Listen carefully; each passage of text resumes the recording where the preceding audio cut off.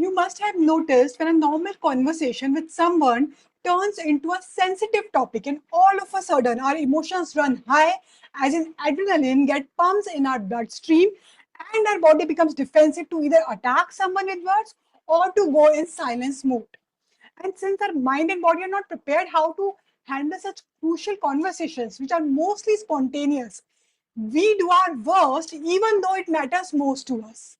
So it could be anything like asking a friend to repay the amount they borrowed from you, or dealing with your rebellious teen, or ending a relationship, or giving your boss some feedback about some shortcoming. It could be any sensitive but crucial topic where we often stumble. What we are saying may be right, but how we are saying it either ruins the whole situation or take it to another level.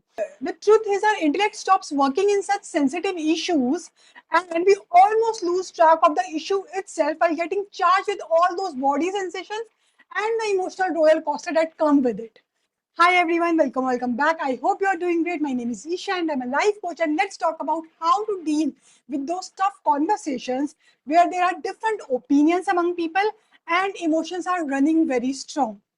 So there are certain situations in our life where we feel that if we speak, we will end up hurting the other person, and if we don't, we might feel hurt or upset.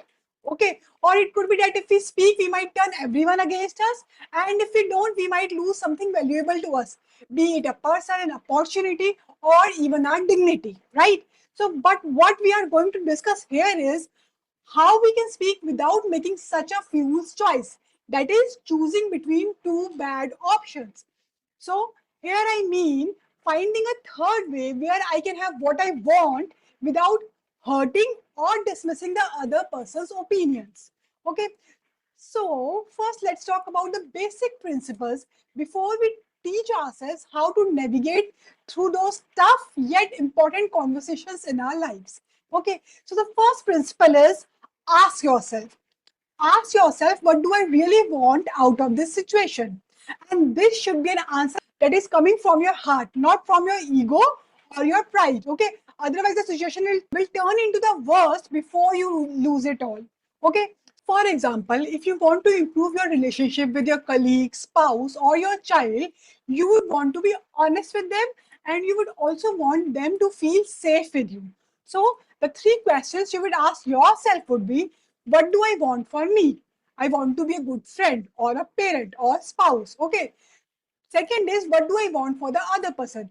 That they should feel safe and be able to trust me, right? Now, third is, what do I want for the relationship? I want to have a stronger bond with the other person. Now, this is your pure intent, right? Okay. Next, ask yourself, how would I behave to get what I want? We are genetically wired with the habit of trying to win all the time. So we unconsciously pick a fight instead of looking for a solution. So basically, we lose our northern star. That is, what do we actually want from that situation? And then we get distracted by trying to prove ourselves right or the other person wrong. Okay, so here the red alert is the sign that you are drifting away from your original purpose of what do I want, is when you move either into silence mode or violence mode. Okay, so how does these two modes looks like? Silence modes look like withdrawing, avoiding, or masking what the other persons want to say. Okay, and violence can look like attacking someone with words, controlling their behavior, or labeling the other person as stupid and so on. Okay, the third principle is clarify what you don't want in a situation and put this together with what you want. As in, ask your brain to find a solution where, for example, you can have a candid conversation about some bad behavior without making the other person angry or upset. Okay, so this way you overcome that fool's choice where our mind usually thinks that we must choose between peace and honesty or between winning or losing, right? Sometimes we get so caught up in what we are saying that it can be nearly impossible to pull ourselves out of argument in order to see what's happening to ourselves and others. We might be shaky, very loud, or the other person might feel very defensive. So these are the signs that we are going off track and need to return to our northern star, which was, what do we want for ourselves and the other person?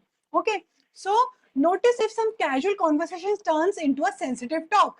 And secondly, look at yourself and the other person. If either of you is getting defensive or straying from the topic, okay, think about how to bring the conversation back into safe mode so that you can truly speak from your heart. Okay, so notice.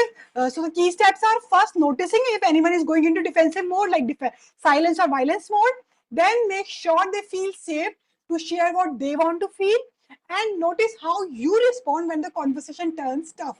Okay, are you going off the track also? Okay, so these are the two red flags to keep in mind while having those tough conversations. Ask yourself, are you keeping your pace or are you trying to dominate the whole situation? Are you trying to convince others with a my way or highway attitude, or are you giving them the space and safety to feel your true intent is to solve the issue so they can also speak their heart out? Okay, when we start playing such games in these situations now, we might win the argument, but we eventually lose the person, the relationship, or their trust forever. Okay, so in order to truly solve the problem, stop faking or sugarcoating or pretending. Just make it safe and make it easy to talk. Okay, now let's talk about how we can have those sensitive or crucial conversations with someone. Okay, so first and foremost is create a mutual purpose, which means no one has to compromise by accepting the outcome half-heartedly. Okay, so this is where the first principle of what do I want for myself and what do I want for the other person. And this should come from our heart. Okay, a genuine desire to find a third option to resolve the issue. Okay, next is mutual respect. We cannot have a heart to heart conversation if there is no mutual respect. So when people feel disrespected, now they become emotionally charged. And we usually disrespect someone simply because the other person is different from us. That's it. So if there is any misunderstanding, now clarify it, apologize if needed, but mutual respect is the key to holding any important conversation. Okay. Now, there are times when someone feels disrespected even though you have not done anything disrespectful. Okay, so in such cases now you should not apologize because you didn't actually do anything wrong. Okay, but you can use the contrasting method here. Okay, so contrasting is used when the other person misinterprets your intention or your purpose. Okay, so you do this by sharing your honest opinion, adding clear do's and don'ts. For example, I don't want to hurt your feeling or make you feel small. And I do want you to know that I value your opinion as an important part of solving this issue. So, what are we doing in this contrasting method? We are clarifying our intent in the conversation. Okay, when we are in the middle of a touchy conversation, now sometimes the other person takes our words as bigger or harsher than what we truly intended. So contrasting is not apologizing. It is not apologizing, but a way of ensuring that our words don't hurt more than they should have. Okay, and also don't water down your content here by making it seem like it's not a big deal. Okay, instead make it safe for the other person to understand what your true intent is without magnifying your words. Okay, now what if the conversation you are having is risky, as in you don't know what's going on or why someone did something? Okay, so first and foremost, I would like you not to create any concocted stories of those victim mindset, that villain mindset, or that mindset of helplessness, as I shared in my previous video. Okay, in such scenarios, there are 5 skills which are shared in crucial conversations that we can use without getting all charged up, and that is called STATE. Okay, so first is S, which is share your facts. Okay, so how do you start your conversation? You share your facts, that what makes you think about the suspicion or what you find odd in a situation. Okay, facts form the foundation of belief. Okay, second is T, which is tell your story. So merge your facts with the conclusion or direction they are pointing you towards. Okay, third is ask for other path, which means here you can ask the person what their story is for the facts that you have come up with. Okay, so in other words, you allow them to share their viewpoint and meaning, their facts and their feelings behind it. Okay, and fourth is talk tentatively, which means when you are sharing your facts and story now, don't start accusing or blaming the other person.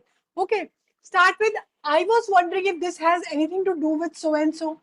Or I'm starting to feel like, are you avoiding so and so? Okay, or it led me to conclude that your intention might be so and so. Okay, so talk tentatively here. Fifth is encourage testing, saying things like, tell me if I'm missing something here, or I'm expecting there might be some other side to this story, or maybe I am wrong here. So, here, what you're doing is encouraging the other person to speak about the other side of the story, which might be completely opposite to yours. But here you're acknowledging that you might have missed some crucial points. Okay, so this allows for open conversation because often people think that you have already made up your mind. Okay, they are at fault or wrong or whatever. Okay, so in such talks the encouraging testing can be really helpful when your intention is not to win a debate but to truly know the truth. It makes the other person feel safe to express themselves.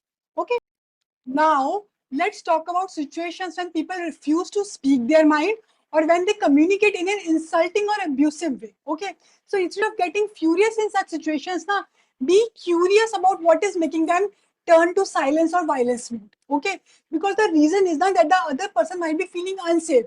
So, you need to discover the source of their fear or discomfort instead of getting frustrated or angry. Okay, so you need to be very patient in such situations because these are some defensive behaviors that the other person is showing.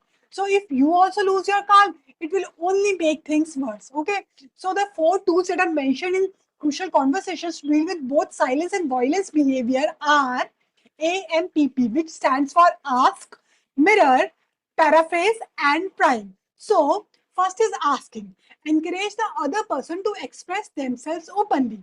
So, ask sincerely, please let me know if you feel differently or what is your opinion on this. This is the first step where you show that you are genuinely interested in knowing the other person's perspective. Okay, second is mirror. This usually helps when the other person's words are not matching their body posture or their tone of voice or the gestures. For example, you say you are okay, but by the tone of your voice, you seem upset. Now, only when you really want to hear the other person's heart, you will notice this and ask genuinely, showing that you are interested in knowing their issue. Okay. Third is paraphrase, which simply means rephrasing what the other person has said, showing that you are trying to understand and making it easier for the other person to speak candidly. Okay. And fourth is prime. So prime is used when you still feel that the other person is not speaking their truth or is still hurt. Okay. So here you add a few conclusions to their words, like as in you are adding some words to their story, like, do you think I'm not concerned about your time or your health? Or by saying this, do you feel I'm doing this only because of money? So what you're doing here is adding words to encourage the other person to share openly and making it clear that you are trying to understand where they are coming from. Okay. Now let's say the other person opens up and shares their truth. Okay. But you disagree with it. So in such situation, use the ABC technique, which is agree, as in start with what you have in common with the other person's story. There must be some common facts in both the stories. Secondly, build, as in add in addition to what they said, I noticed so and so.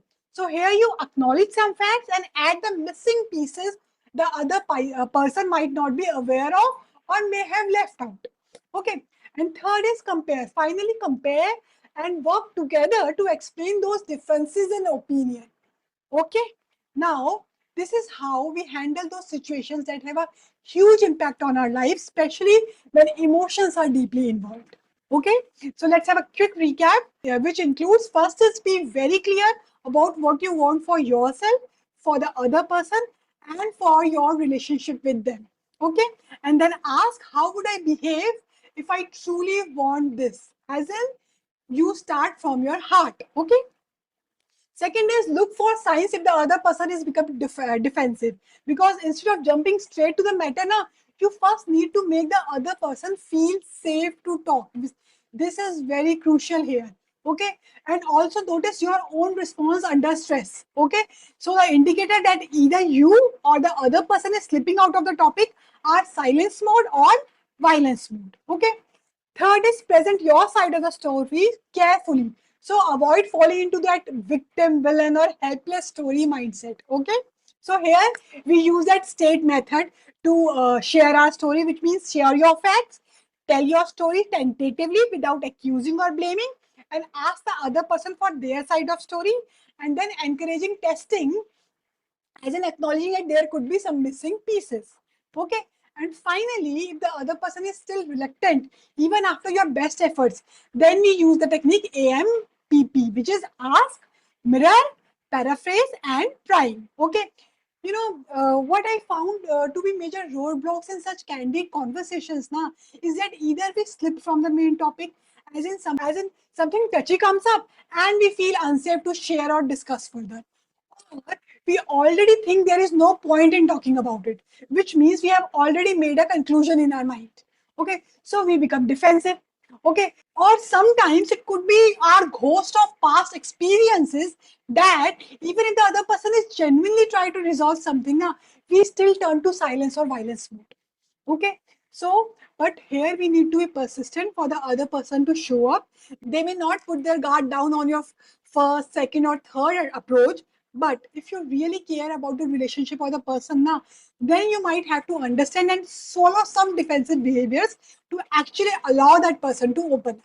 Okay, so these are a few common challenges that you might face when you genuinely want to resolve or understand something or someone. Okay, but what I have seen is if you persist over time now, refusing to take those offensive behaviors to heart, and making your intentions genuine and pure, and showing respect, looking for that mutual purpose, the other person will eventually put their guard down and participate in resolving any conflict with you. Okay. So, with this, I close today's session. And if you really found this helpful, please share it with someone who might genuinely need it.